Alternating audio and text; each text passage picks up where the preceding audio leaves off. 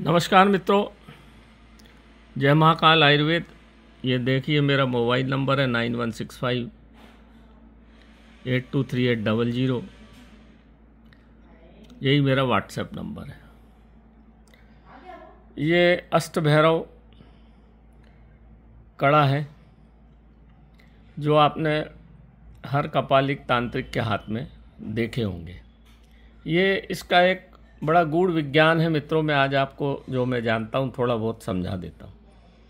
ये दीपावली पर मणिकर्णिका घाट पर सिद्ध किए हुए हैं, वहीं बनते हैं। मेटल सिद्ध वहाँ होती है, फिर समय समय पे इसको हम बना लेते हैं। तो जैसा 8 धातुएं होती हैं, पारा, सोना, चांदी और लोहा, जस्ता, पीतल, लेड, यही 8 धातुओं का समूह आपके शरीर के अंदर होता है, जिससे आपका शरीर चलता है। और यही 8 धातुएं 8 ग्रह पे होती हैं। जैसे सूर्य पे पारा होता है, चंद्रमा में चांदी होती है, गुरु में सोना होता है, मंगल में तांबा होता है और शनि में लोहा होता है, लेड राहु केतु में होता है, जस्ता में शुक्र होता है, शुक्र में जस्ता होता है। तो आयुर्वेद में भी ऐसा ही होता है। आयुर्वेद में जिस जड़ी बूटी में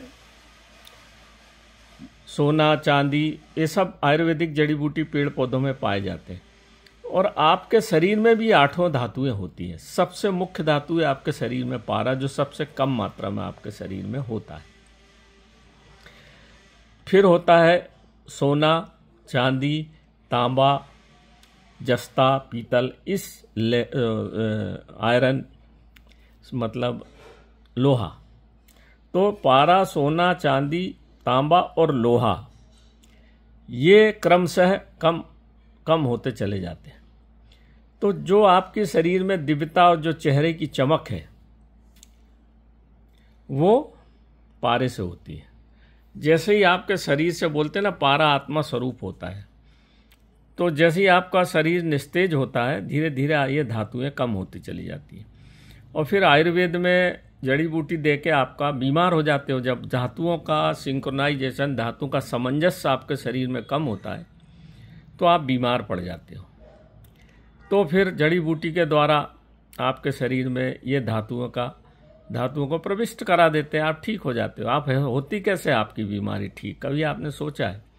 यही एलोपैथ में होता है। पूरे केमिकल से बनी हुई जो गोलियां हैं वो आपके शरीर में प्रविष्ट कराई जाती हैं।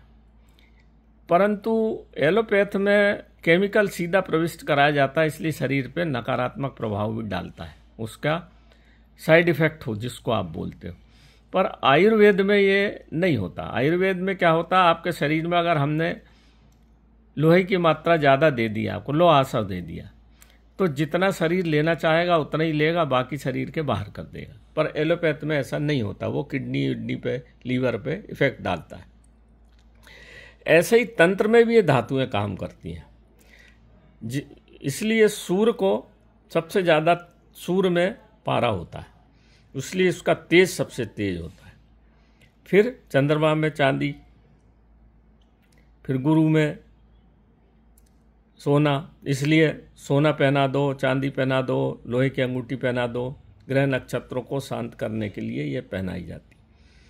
परंतु जैसे 8 ग्रह होते हैं, ऐसे ही 8 भैरव होते हैं। तो ये कपालिक जो होते हैं, अच्छे कपालिक, क्योंकि आजकल कपालिकों में भी बड़ा गड़बड़ मामला हो गया है। तो जो हमारा तो खैर बनारस से संबंध है, तो मणिकर्णिका घाट पे दीपावली की अघोर रात्रि इस बार जो पड़ी थी, बड़ी विचित्र दीपावली की रात थी वो। वहाँ पर ये 8 धातुओं को इकट्ठा करके और किसी मृत शरीर को, जो ब्राह्मण का हो या तेली का हो, उसके मुख में रख दी जाती है। और फिर कपालिक उनको जब दहन संस्कार हो जाता है, मंत्र पढ़ते रहते हैं, वो क्या करते हैं वो जाने, वो एक पूरी प्रक्रिया है जटिल उनकी। और मंत्र पढ़ देते हैं, जब मंत्र पढ़ते रहते हैं जब तक उनका शरीर जलता है। और मैं आपको बड़ी विचित्र बात बताऊं, जो कपालिक होता है ना, उसको जो चाहिए वो मिल जाता है। अगर वो चाहेगा कि आज मुझे ब्राह्मण का 100 चाहिए, तो मणिकर्णिका घाट पे ब्राह्मण का 100 दीपावली की रात को आएगा ही। तेली का चाहिए तो तेली का शव आएगा ही, उनकी मर्जी से, क्योंकि वो शिव के स्वरूप में रहते हैं। अब जो सच्चा कपालिक हो, झूठे तो ढेर घूमते रहते हैं, आधे उसमें पागल हो जाते हैं तंत्र मंत्र के चक्कर में। तो अपने को तो वो बिठाल देते हैं एक जगह पे, लाइन लगा के और रक्षा कवच पहना के बिठाल देते हैं। फिर वो अपनी क्रिया करते हैं। जब वो पूरी शरीर उनका जल जाता है और कपालिक क्रिया होती, मतलब जब बाँस से मुंडी को मारा जाता है, तो मुंडी के अंदर, जो कपाल के अंदर, वो पूरी धातुएं, ये जो धातुएं हैं, जब आत्मा दिव्य स्वरूप में निकलती है, जब कपाल क्रिया होती है, तो इन धातुओं में समाहित हो जाती है और वो नीचे पिघल के गिर जाती है धातुएं। उनको एकत्र करके गट्टे के स्वरूप में होती है वो अपने को फिर पूजा पाठ करके कपालिक दे देते हैं। इसमें जो भी उनको 2-4-5 लाख रुपए जो भी लगता है उनकी पूजा पाठ में, वो लेते हैं, पर सही मिल जाए तो सिद्ध हो जाती है। तो ये जब धातुएं सिद्ध हो जाती हैं तो ये बड़े दिव्य स्वरूप में हो जाती है, क्योंकि वो कपालिक होता है, भैरव होता है, और भगवान शिव होता है मणिकर्णिका घाट पे बड़े प्रसन्न होते हैं। जहाँ उनको राम नाम सत्य सुनाई पड़ा वो वहीं रहते हैं। बनारस के घाट पर भगवान शिव हमेशा विराजमान रहते हैं, और जहाँ उनको राम नाम सत्य, बड़े खुश होते हैं और उसकी भस्म लगा के बड़े प्रसन्न होते हैं। एक तो वहाँ हमेशा शिव रहते हैं, और नर्मदा के जो दक्षिण तट है उस पर भी हमेशा शिव रहते हैं। ये 2 जगह ऐसी है जहाँ शिव का विराजमान हमेशा दिव्य रूप में रहते हैं। ये कपालिक लोग अच्छे से जानते हैं। और जब ये 8 भैरव भगवान शिव के गण हैं ये, तो ये धातुओं के अंदर एक एक मंत्र से प्रविष्ट हो जाते हैं। और जब इस बार तो बड़े चंद्रग्रहण में ही होली थी और दीपावली भी थी, तो इस बार की दिवाली भी बड़ी महत्वपूर्ण थी और होली भी बड़ी महत्वपूर्ण थी। तो धातुएं सिद्ध होकर ये हमने कड़े, तभी वो अपने को मेटल दे देते हैं, फिर आप अपना चंद्रग्रहण सूर्यग्रहण में बनाते रहे। अब कल 30 तारीख को अक्षय तृतीया है, तब उसमें भी हम इनको सिद्ध करेंगे। तो कल 30 तारीख को अक्षय तिथि, मतलब जो तिथि कभी क्षीण ना हो, उसमें अभिमंत्रित कर देते हैं। तो बने हुए तो सिद्ध तो हम मेटल दीपावली पे करा के रख लेते हैं, फिर अपना समय अनुसार इनको निश्चित तिथि पे बनाते रहते हैं। तो इसमें जो सिंह मुंड लगा हुआ है, इसमें शिव मुंडी बनी हुई है दोनों तरफ सिंह की, तो माँ काली और भगवान शिव का जो पतिंगरा मुद्रा है वो इसमें समाहित हो जाती है। जो आपने देखा होगा ना, भगवान शिव के छाती पे काली माता सिर रख के खड़ी हुई, वो पतिंगरा मुद्रा कहलाती है। उसमें ये डली हुई है, ये उसी का प्रतीक है। ये कड़ा जिसके हाथ में रहता है, इसको कई लोग 10 वीर कड़ा भी बोलते हैं, कोई इसको 10 वीर बोलते हैं, कोई 11 वीर बोलते हैं, पर इसका मुख्य नाम है अष्टभैरव कड़ा। 8 भैरव। जब कोई भी देवी देवता से काम नहीं बनता तो फिर भैरव को साधना पड़ता है। और भगवान शिव का भी भैरव मंदिर जो बनारस काशी में है, जो उनके द्वारपाल हैं, काशी के द्वारपाल भैरव। और आपका उज्जैन में भी भैरव मंदिर है, जहाँ आपको शराब चढ़ाते हैं आप। तो ये इस तरह से जब सिद्ध की हुई चीज़, 8 भैरव आपके हाथ में रहते हैं, तो आपके 8 ग्रह नक्षत्र भी आपका कुछ नहीं बिगाड़ पाते। 8 ग्रह, 27 नक्षत्र और 12 राशि, थोड़ा बहुत तो नुकसान होता है, परंतु ये एक रक्षा कवच के रूप में हमेशा आपके हाथ में रहते हैं। इसको जो लोग पहनते हैं उस पर किसी भी प्रकार का जादू टोना नहीं चलता।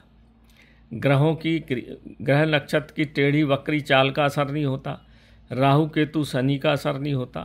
काल सर्प दोष जिनकी लग्न पत्रिका में है वो बर्बादी कर देता है।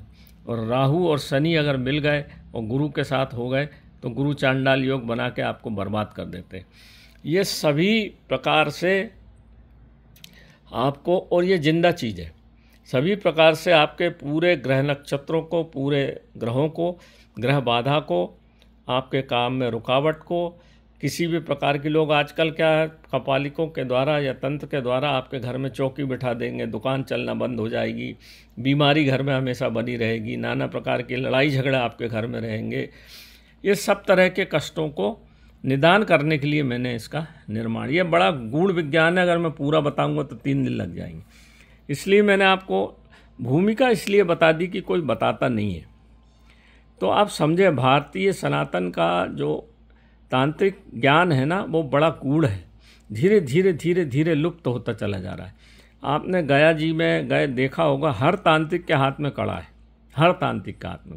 वो 10 वीर बोलते हैं, कोई उसको अष्टभैरव बताते नहीं है, वो आप पूछोगे भी तो नहीं बताएंगे वो। परंतु अब भगवान की, भोलेनाथ की कृपा है तो हमको प्रसाद स्वरूप मिल जाता है। बचपन से ही मैं इस चक्कर में लगा रहा, तो धीरे धीरे सब मिल जाता है। अब पारा ही शिव तत्व है। अब पारे को जब मार दिया जाता है, मर्दन कर दिया जाता है, उसको मार देते हैं, तो फिर वो सोना चांदी के निर्माण कार्य में कीमिया लोग करते हैं उसका उपयोग। परंतु पारा शिववीर है, आत्मा स्वरूप है, उसको मारने से बहुत बड़ा कष्ट होता है, तो आपको बहुत कष्ट देता है। इसलिए अगर उसको जीवित किया जाए, तो जैसे हम पारद गुटिका बनाते हैं, उसमें पारद को जीवन देते हैं। जीवन उसमें मतलब दिव्य शक्तियाँ, जो धातुओं की, आयुर्वेद के जो जितनी भी जड़ी बूटियाँ उसकी में जो दिव्य गुण होते हैं उनको प्रविष्ट कराते जाते हैं। जैसे जैसे वो शुद्ध होता वैसे वैसे दिव्य गुण उसमें प्रविष्ट होते हैं। इसी तरह से इन कणों में दिव्य गुणों की प्रविष्टि कराई गई। आत्मा स्वरूप, जैसे आपके लग्न पत्रिका में सूर्य किसी के चक्कर नहीं लगाता, सूर्य आत्मा स्वरूप है, शिव स्वरूप है। शिव के ललाट में जो 3rd आई है वो पारे के स्वरूप में, शिव स्वरूप में, सूर्य स्वरूप में, अगर वो खुल जाए तो सब भस्म हो जाए।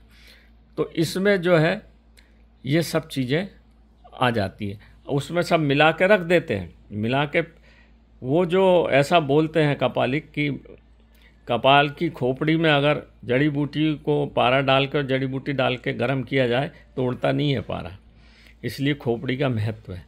खोपड़ी के अंदर नहीं उड़ता पारा, इसलिए खोपड़ी में भोजन करते हैं। खोपड़ी ही उनका सब कुछ है, जो सिद्ध करते हैं ना उसकी खोपड़ी। वो खोपड़ी कोई ऐसे मुर्दा सिद्ध करते हैं, तो मुर्दा थोड़ी सिद्ध होता है। मुर्दे के अंदर जो 8 धातुएं वो सिद्ध होती हैं, उनसे वो फिर नाना प्रकार का काम लेते हैं। इसी प्रकार से खोपड़ी सिद्ध नहीं होती। खोपड़ी के अंदर जो 8 धातुएं हैं, जो पारा है, जो शिव स्वरूप है और जो सूर्य स्वरूप है, वो सिद्ध होता है। खोपड़ी तो हड्डी की बनी हुई है, पर उसके अंदर जो दिव्य गुण है वो जागृत होता है। उसको बोलते हैं मुर्दा का जागरीकरण, खोपड़ी का जागरण करना, जड़ी बूटी का जागरण करना। ये जो जागृत चीज़ है ना, वो उसके दिव्य गुणों का जागरण होता है। जैसे कई लोग बोलते हैं हमने गायत्री सिद्ध कर ली, गायत्री कोई सिद्ध नहीं होती, या बजरंग बली सिद्ध हो गए, नहीं। बजरंग बली की जब हम पूजा करते हैं, गायत्री का जब हम मंत्र का 1.25 लाख जाप करते हैं, तो गायत्री माँ की कृपा हम पे होती है। बार बार मंत्र जाप से कृपा हम पे होती है। गायत्री को कोई सिद्ध नहीं कर सकता, या बजरंग बली को कोई सिद्ध नहीं कर, या देवी को कोई सिद्ध नहीं कर सकता।